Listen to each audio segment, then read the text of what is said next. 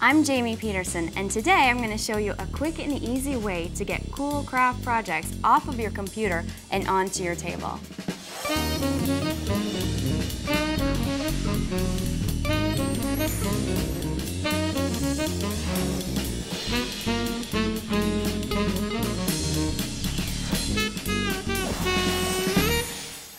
Around the office, I'm known as the creative one, so I'm always getting myself involved in parties, projects, any kind of event you can think of. Well, now I found this great software called Colored Impressions from Lasting Impressions, which is going to help me with any event. Today, I'm going to be helping my coworker plan a Halloween party for a bunch of kids. So let's get started. The first thing you're going to do after you install the program is open it up. And I'm just going to move my cursor down to Start New Project box.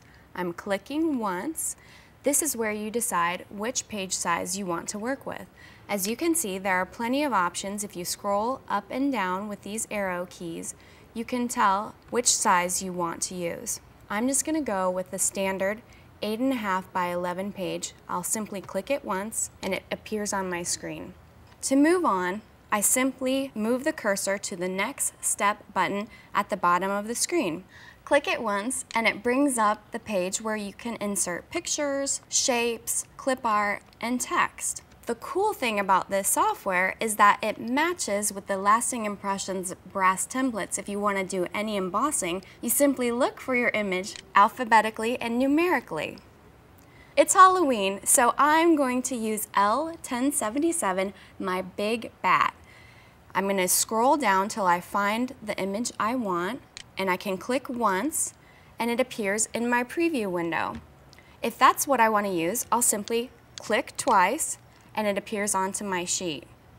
When I try to resize the image, it pops up a little warning saying that if I make it larger or smaller, the embossing template will no longer work with it, so you can't mess this up. If you're not worried about embossing, feel free to change the size. Today we're just going to use our bat and move it upwards by clicking and dragging, and I'm going to add some text. I want to make a place card for my guests, so I'm going to click the text button right here once, and a window pops up where I type the name Rochelle because I know she'll be attending. I can change the size of Rochelle's name simply by highlighting the text and clicking the size box arrow. I have several choices and I want this pretty large, so I'm going to click 72, and you can see that it pops up and shows you right there on the screen how large it's going to be. I can also change the font by clicking the font box button. I'm going to stick with Times New Roman, click OK, and it should appear on the screen. Now I'm just going to move that by clicking and dragging my selected box right back underneath my bat. I'm ready to move on to the next page.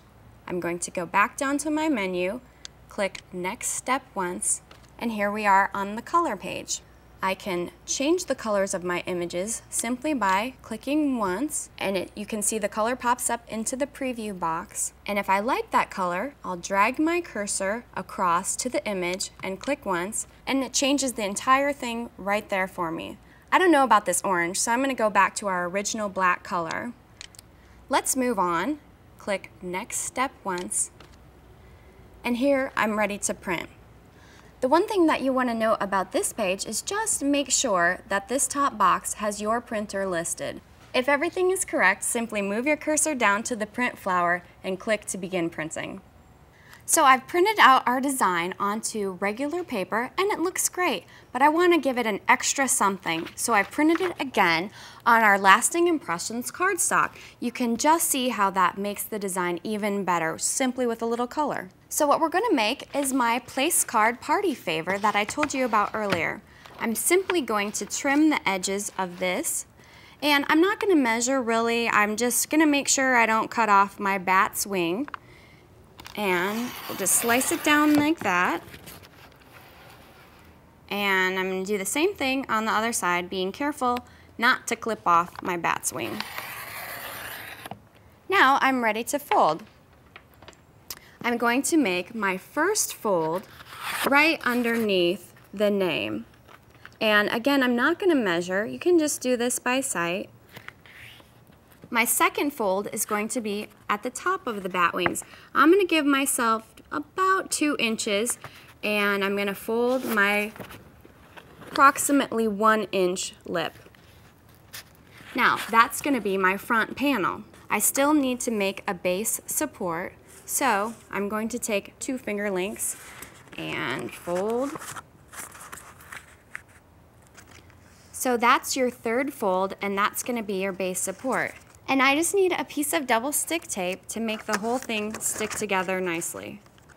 And now we're ready to make the cuts. I want to make a little bit of a cut so I can have a sling for my party favor.